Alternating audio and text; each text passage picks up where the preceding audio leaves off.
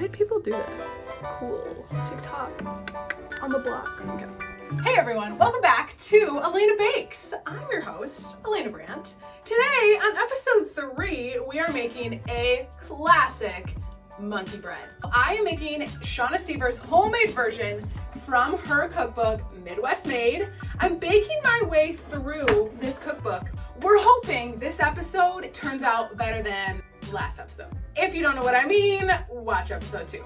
Huge shout out to my friend Emily Ann. She got me this amazing cookbook holder. When I mentioned that I wanted one in episode 1, she was listening. It says Francine Sweets, established 2019. I love it! Life is good. Speaking of life being good, I'm on Christmas vacation. I'm a teacher, which means we get to film and record while it's light outside. There's no monkeying around today. Let's begin. Today we're making coffee caramel monkey bread. And coming up, we're gonna have our very first guest appearances. Let's get started. The beginning recipes in this cookbook are bread. So this is another bread recipe. Now, you could do a shortcut with this and not make the homemade rolls, but you can buy like dinner rolls pre-made and frozen at the grocery store. So you could always do that instead, but we're not cutting any corners here, people. We are making the bread. There's no monkeying around today. Let's start, of course, with some yeast. So I've got my bowl here, 1 packet of instant yeast. In my free time over Christmas break, I did a little bit of research about what's the difference between fast rise yeast and active dry yeast. There's 2 different kinds of yeast. Turns out they're very similar. Highly active fast rise yeast is ground a little bit finer so that you only have to rise dough once. In an active dry yeast, there's usually 2 rise times. So if you only have active dry yeast and you really want to make this and you don't have the fast dry yeast, don't worry about it. It'll still be the same. You just might have to let it rise for probably an extra 15 or 20 minutes.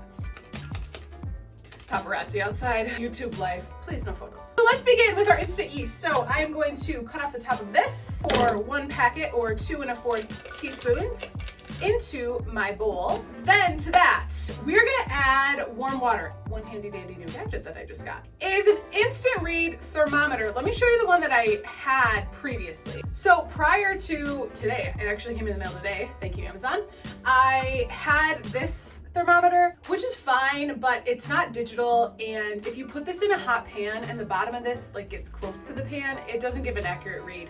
So I splurged the $8 and I bought myself a digital thermometer. It's also magnetic, so you could stick it, you know, to your bowl if you need to, or like your fridge, easy access. So I'm a big fan. We need 1/4 cup of water, and it needs to be between 110 and 115 degrees Fahrenheit. My tap water is very hot. Remember, we're going for 110 or 115. Come on, baby, 109. Shoot, I'm gonna add a little bit more hotter water. Let's try this out. Again, I did not microwave this. You could, but I just have aggressively hot water. Oh yeah, we're at 111, which is terrifying. I have washed my hands in 111 degree Fahrenheit water. No wonder my hands are red and peeling. This goes into our bowl. That's gonna activate the yeast, as well as, there goes these stuffed vegetables. Proceeding. So we're gonna add a couple pinches of granulated sugar. This is kind of like, it's food. It's kind of like my food. Yeast. A living organism after my own heart. Woo! Ha!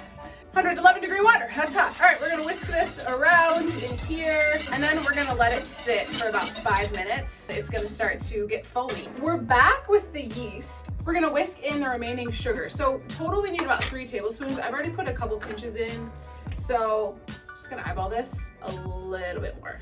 As well as buttermilk, egg yolk, and melted butter. Throw in this melted butter. 3 egg yolks, 225 grams of well-shaken buttermilk. You can make your own buttermilk if you have milk and vinegar. You just put about a tablespoon of vinegar into a cup of milk. Let it sit for 5 minutes. It's gonna curdle the mixture, and it turns into buttermilk. Again, if you use a scale, I don't have to measure into a cup, then wash that cup. I measure right into the bowl.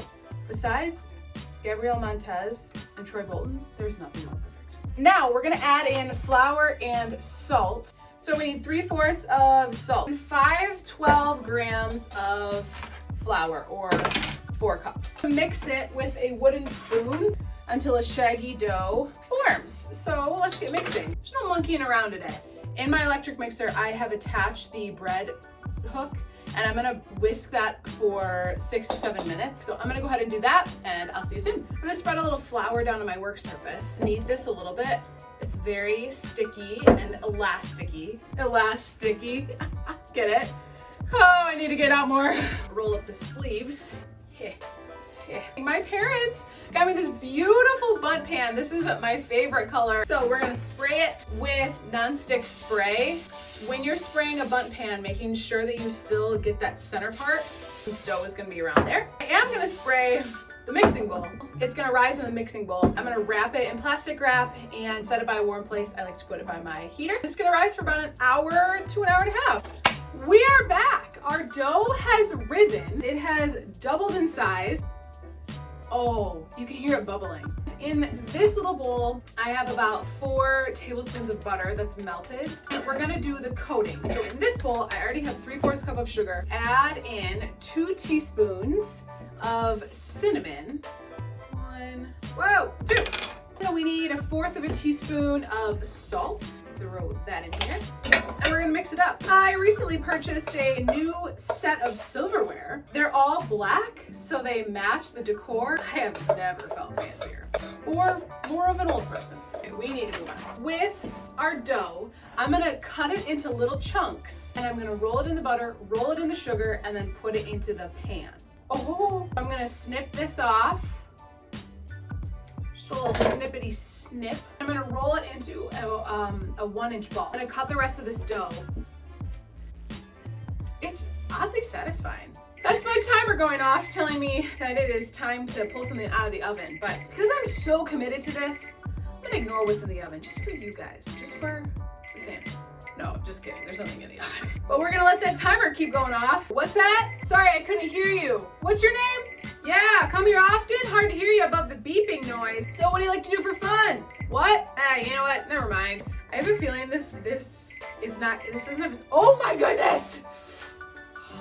It listened, because I had scissors in my hand. This is pretty therapeutic. Needed it after that beeping timer. So I'm going to roll it in the butter, and then I'm gonna plop it into the cinnamon and sugar mixture. Put that into my bowl. So I'm gonna do that with each of these, and then we'll let it rise. They're not very uniform, but monkey bread, it's rustic. If you are somebody who has had monkey bread, or somebody in your family made monkey bread, let me know, comment below. I'd love to hear what you put in your monkey bread.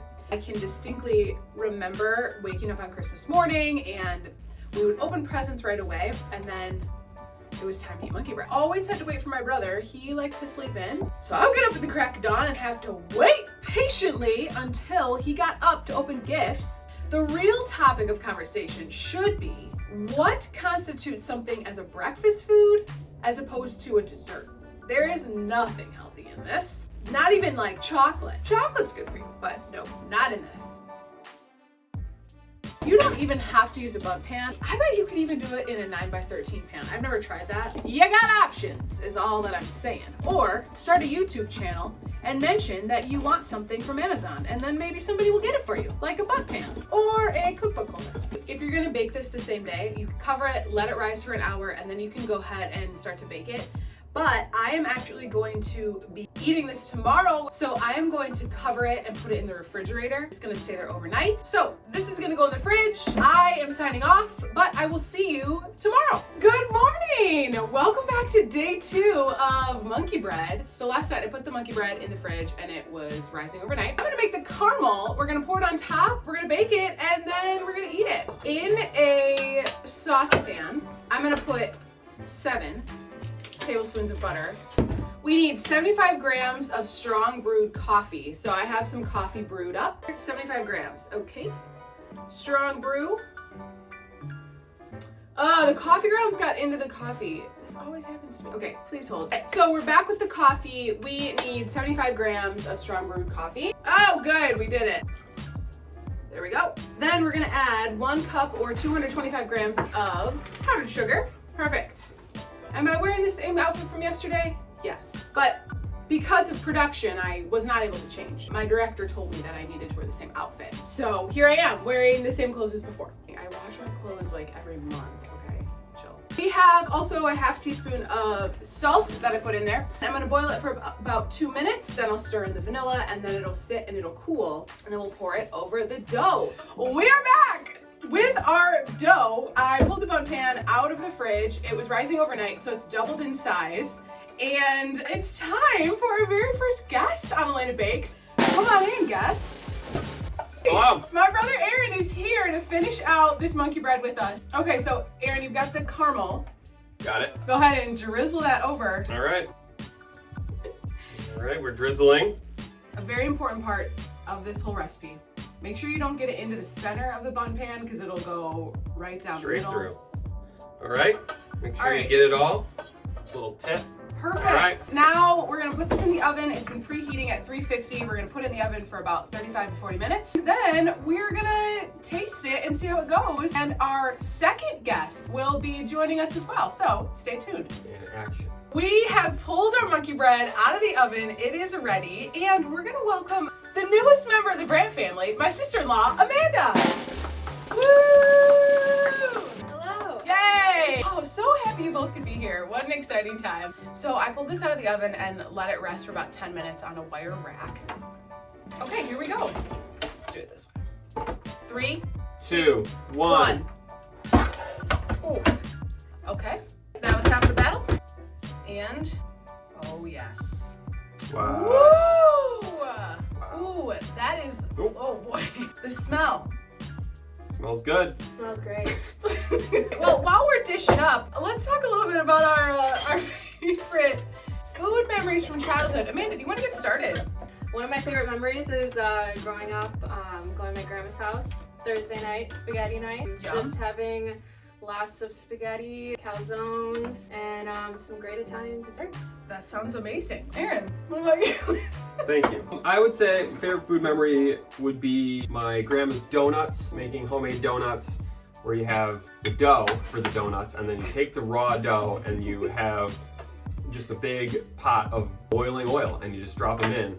High risk, very dangerous, but high reward. I think I could probably eat at least 50. Wow. Conservatively, probably 50 donuts, maybe 75. So speaking of monkey bread, before we get into this, I talked earlier about how our mom would make this for Christmas. My childhood was me waking up early and waiting for Aaron to wake up so that we could open gifts. You need to be well rested. It's a long day. There's a lot to do today. So if you get up too early, then you're gonna run out of energy. I don't understand why it's such a rush. Sleep is incredibly important. If you're not well rested, you're just gonna have a bad day. So that was just my perspective. Well, all right. Let's get into tasting. All right. All right, everybody. Dig in. Good stuff. So good. This is It's incredible. pretty good.